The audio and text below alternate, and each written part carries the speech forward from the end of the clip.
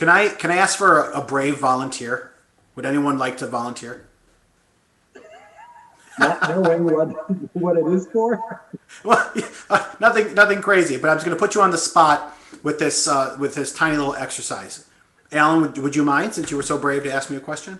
All right, Okay. go for it. So, Alan, okay, would you do me a favor and just tell everybody right now how you would put together a peanut butter and jelly sandwich?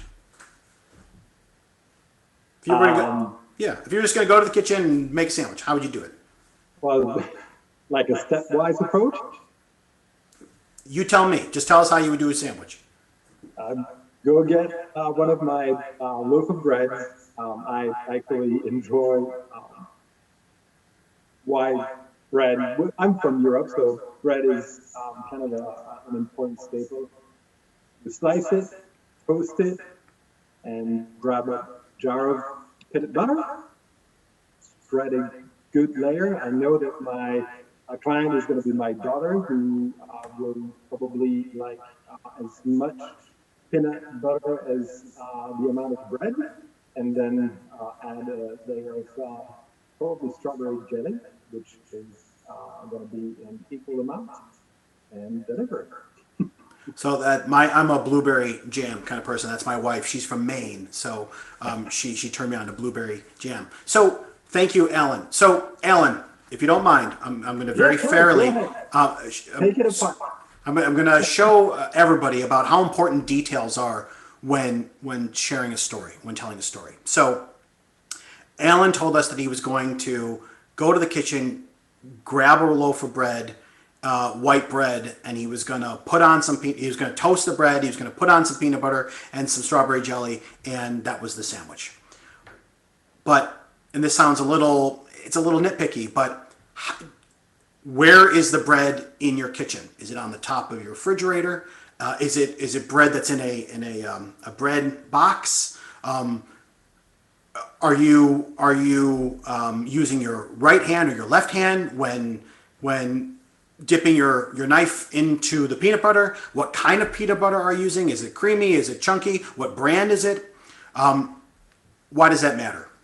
It's just a peanut butter sandwich. I get it, right? But the idea is when you're putting together your story, when you're putting together your message, okay, it's not just white bread, and it's not just go get the peanut butter, and it's not just put on the jelly.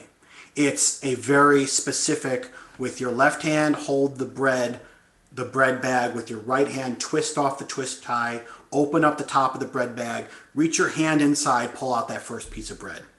Put the sandwich bag down, put the bread on a plate, right? And just in that one step of just getting bread out of the bag shows you how many details could be involved. And that is the point of all of this, is that the more we think about how we're transitioning from one aspect of your presentation to the next, then it'll be better for your audience. And it'll be better for you. But the point is that it's going to be better for your audience. Does that make sense?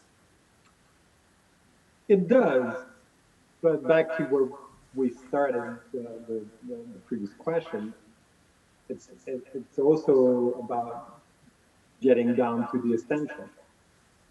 Very true. I have a friend who works in chemical packaging, and he does these weekly YouTube videos where he talks with someone who interviews him about chemical packaging, which is not like a heroic story involved with chemical packing, but there is always an opportunity to take some downtime or wasted moments and add a story in, or a unique stat or unique something that gives it just a little bit more flavor and a little bit more of excitement. That's the thing that's different. And I'm not saying that everyone has to become a comedian or a dynamic storyteller, but it's those incremental changes that will move you from to that was good. And that's the point, is moving from to that was good, if that makes sense.